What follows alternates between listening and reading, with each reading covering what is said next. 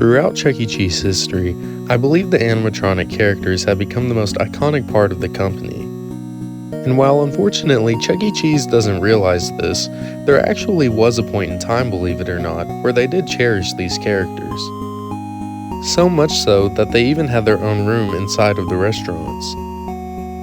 This is the Chuck E. Cheese Showroom, the place where the animatronic characters of the restaurant called home for many years. Even going back to the early 1980s, the animatronic characters at Showbiz Pizza Place and Pizza Time Theater always had a place to call home. This was the point in time where the company genuinely cared about their animatronics, as they were the main drawing point to the restaurants. And having a showroom separate from the rest of the locations really made the experience feel grand, as you had your birthday party in a separate room with a whole band performing for you.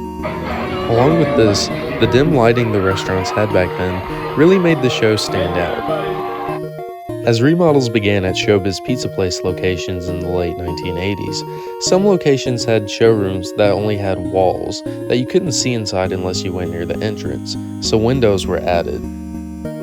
Even as the Rock-afire Explosion characters were phased out in favor of the Chuck E. Cheese show, the showroom experience still remained the same. Oil paintings featuring all of the characters could be found located throughout the showroom. As more locations began opening and remodeling in the 1990s, wooden signage was created to add on the wall above the showroom. This version of the signage would be updated a few times, the next version showcasing a more modern version of Chucky, known as Coach Chuck, on the round wooden sign. And next, the most undoubtedly iconic, the Thumb Chuck logo. The oil paintings were soon removed for Chuck E. Cheese parody albums. These pieces of artwork are very iconic, and I believe they really emphasized the idea that the animatronic characters were a real band. Along with the parody albums, artifact shelves were added on each side of the stage, and other pieces of artwork featuring the characters. And these shelves were really cool, featuring Chucky statues and different themes that were unique to different locations. With the introduction of Studio C stages in 1997, aka the stages that only feature Chucky and eliminate the rest of the characters, the showroom experience changed a little, but mostly stayed the same. The artifact shelves and dim lighting remained, however newer artwork was added, while some older pieces remained around for a while.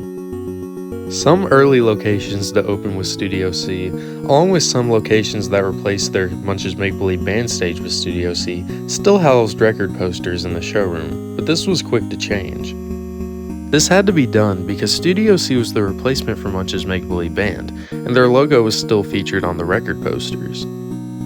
So in 1998, Chuck E. Cheese started using must-see TV posters as a replacement for the record posters, which they're a similar concept, just they're parodies of TV shows instead of albums. Signage for Studio C showrooms also had a small evolution, with them originally just carrying over the old showroom signage from Munch's Make Believe band. Then it was changed to this design, with the wooden signs now reading Studio Dining and the Chucky sign having a C on his cap instead of a star. And the last design being a complete makeover, being a Studio C Dining marquee above the showroom entrance. But with the discontinuing of the Studio C Alpha stage in 2001, things would only go downhill from here. In the year 2000, a stage called the Studio C Alpha Beta Mix, which was a test stage, started being installed in locations. It was basically a smaller, cheapened Studio C Alpha stage, although it still featured the bird animatronic, which the Studio C Beta that we'll talk about later did not. But the real reason the stage was created in such a small format is because they were being installed in test locations, small town market stores, and these locations were built smaller for smaller communities. These small town test stores were pretty similar to the typical locations opening at the time, aside from the stage being smaller and the store being smaller in general. But with these small town test stores, a change came that would ultimately alter Chuck E. Cheese forever, and that was the removal of a designated showroom. The walls that were typically seen in stores separating the birthday party area from the rest of the location were gone. And also, any signage indicating that that area of the store was the showroom was absent. Absent were also the artifact shelves that could be found in the showroom, as these would stop being put in locations by 2002. After this, a few rare locations would still open with showroom walls, as they were still under construction, and this included a few Studio C Alpha stores and some very early Studio C Beta stores. But ultimately, this would mark the end for Chuck E. Cheese's designated showrooms, as locations began to be constructed with a more open format. And as time went on, it became very clear that Chuck E. Cheese was not putting as much effort into their animatronic shows as they used to, with them getting cheaper all the time. But this didn't affect the locations that already had designated showrooms, at least for now. In 2005, Chuck E. Cheese would begin a new remodel concept for the restaurants. These remodels involved removing the dim lighting in favor of a lot brighter lighting, and also removing the artifact shelves in the showroom. But most importantly, they removed the showroom walls from locations that had them. To many fans at the time, these remodels seemed like the worst downfall of Chuck E. Cheese imaginable, and to be honest, I can see why. The restaurants lost a lot of the charm they once had.